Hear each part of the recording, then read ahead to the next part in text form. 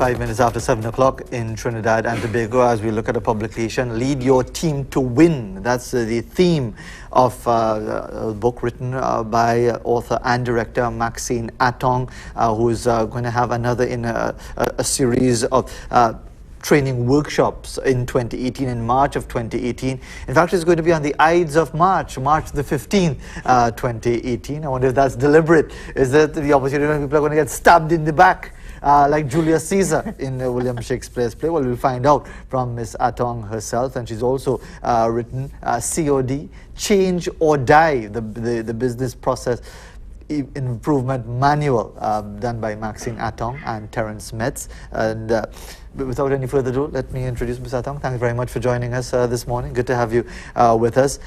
Let's give the basic information of the event that's coming up. March the 15th at KPOC. Cost for the event is $750, but if you register before the end of January for it, you get $100 off. It's $650. You can go to maxineatong.com or maxineatong@gmail.com for more information as well. And also you can call 307-3746. 307-3746. So, Ms. Atong, good to have you with us this morning. Tell us, this workshop itself, you had a similar one in 2017, March 15, 2017 as well. Is this a follow-on from that or something entirely different? Thanks for having me on this morning, Fazeer. Yeah. The workshop theme, Lead Your Team to Win, is a theme that I think is something we need right now in Trinidad and Tobago and possibly the world. Leadership everywhere is changing, needs to change. We see it here in our local marketplace, in the businesses that we have. We see that there's a feeling of loss and hopelessness, whether in the political scenario or in the business scenario. I think your previous guest was speaking about in terms of how people are feeling right now. Yes. And part of it is, what is the remit of leaders in this scenario? What are we doing as people who lead teams in organization, in companies, in small businesses? What are we doing to alleviate, and what is our responsibility to alleviate the social welfare of Trinidad and Tobago? And so I decided to host these series of workshops around leadership, because one of my thought processes is, if I impact a worker, then I impact one person. If I impact a leader usually has 3 or 4 or more people below him or her. So what would it be like if leaders were really to take up their mantle of leadership? So, again, looking ahead to the event on the Ides of March 2018, who are the leaders that you hope will attend or take advantage of this opportunity for this training workshop? So one of my definitions of leadership would be, a leader is someone who enhances the ability of the people they work with. It's also someone who actually harnesses the innate creativity and intelligence of the people they work with. So if those definitions suit you, then you're very welcome to come. As well as within the traditional structures of organizations, we have senior managers, we have team leaders, executives. Those people are also welcome to come. So what is going to be the opportunities afforded by being part of this? Because just to give you an example, I am involved in a very small family business, and occasionally on a Saturday I would be the one in charge, which is an accident waiting to happen. If it weren't for the staff themselves who know what to do, it would all fall apart. Yes. So somebody like myself who can't lead myself out of a room without somebody pointing the right direction, how would I benefit from something like this? So we have, so on that day, the Ides of March 2018, I will be sharing some of the research that I've done on collaborative leadership through my coaching work and my work in organizations. And also to Nigel Romano will be there sharing some of his vision of leadership and also what he knows in terms of theories and stuff. And then we have a third person, Delia Joseph, who will join us for a panel discussion.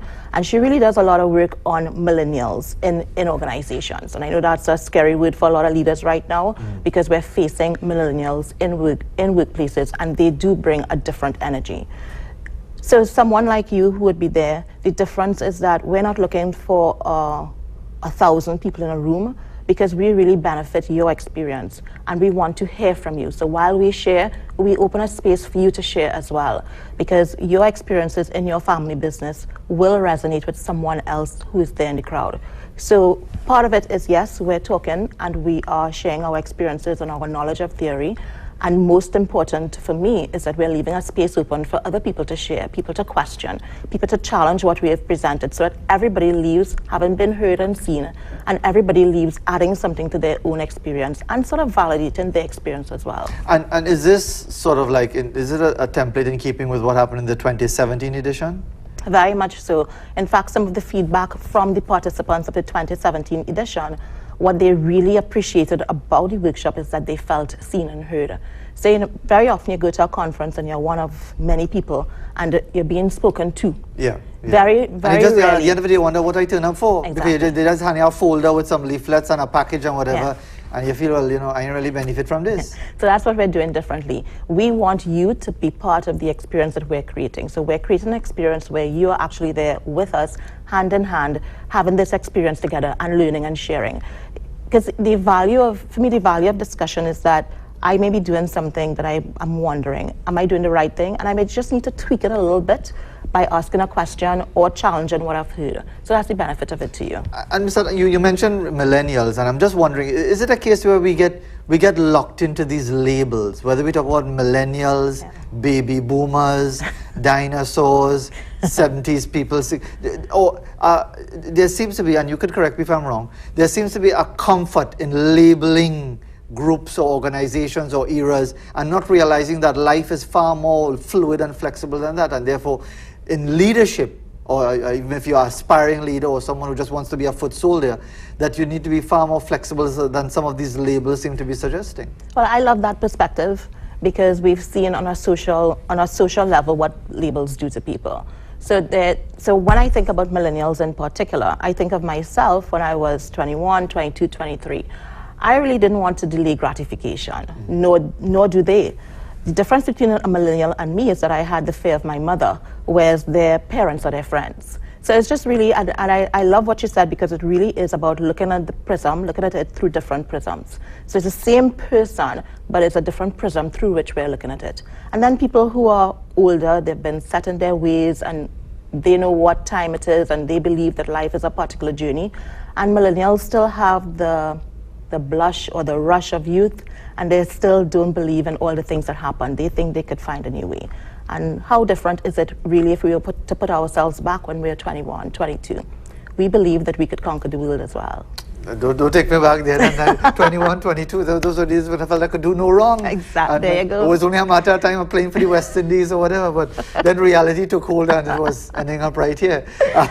But before time runs out on us, what are you hoping people get? When it's all over, and no doubt feedback is very important in moving forward to the next edition and the next. What are you hoping people actually get by the time it's all over on the 15th of March 2018?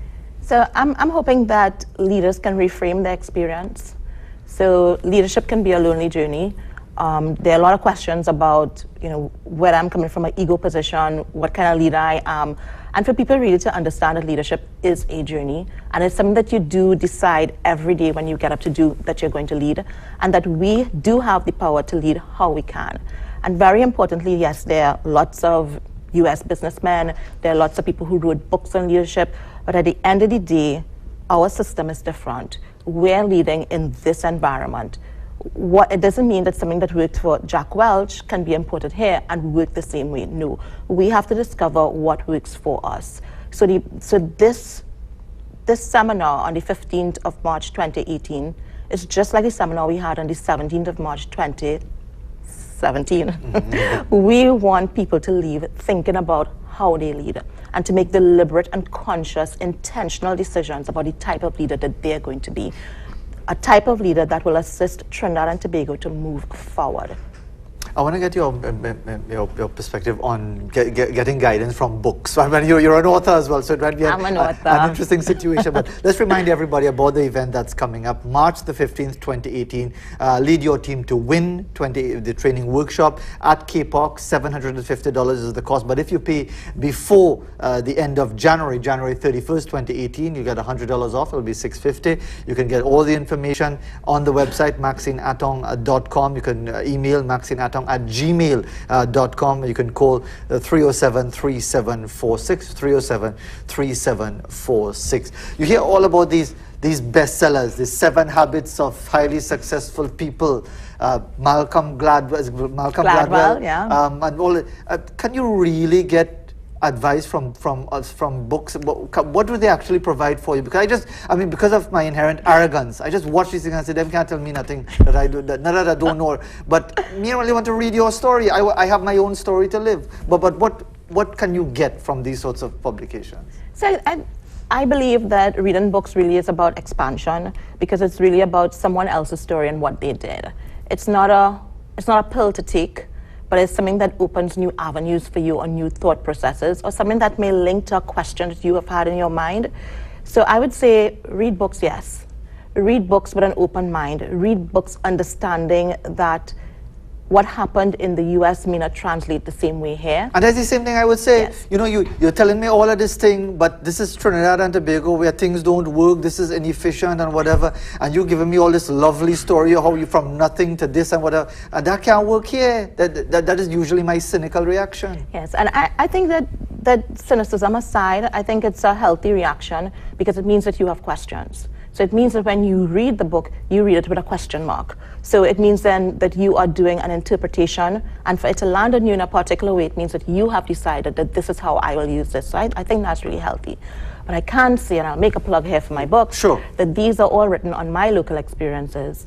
They are a documentation of what I've done successfully in local business, in the Trinidad and Tobago system, and they hold up with other parts of the world. How do we compare as far as our business people or leaders or people who are the decision makers? Are we visionary? Are we cautious? Are we conservative? How would you classify us in many respects? So what is interesting for me is that we have leaders who were born and bred Trinidadians who are dispersed throughout the world, which is interesting. So it means that there's nothing that happens in Trinidad and Tobago that can't formulate us as individuals as great leaders. That's one. Two, I think when we're here, and it happens to me from time to time, is that we do get comfortable, because life in Trinidad, despite all the crime, everything else, it's a nice life. It's a very comfortable life. So we get into that comfort situation, and we all know that the comfort zone is not a zone that creates anything. So that would be it. I don't think that intrinsically that we can't be leaders, because we have people who've left here and they are in charge of huge places all over the world. And when we get comfortable, nobody could really move out of that. Yeah. Maxinatong, thanks very much for joining us Thanks a lot this for having morning. me. You're more than welcome. Yeah. So the event is coming up. You can't forget the date if you know your William Shakespeare. The Ides of March 2018 is the event. And as she reinforces, there's no backstabbing going to be taking place at the K-Park on that day, so you don't need to walk with any extra protection.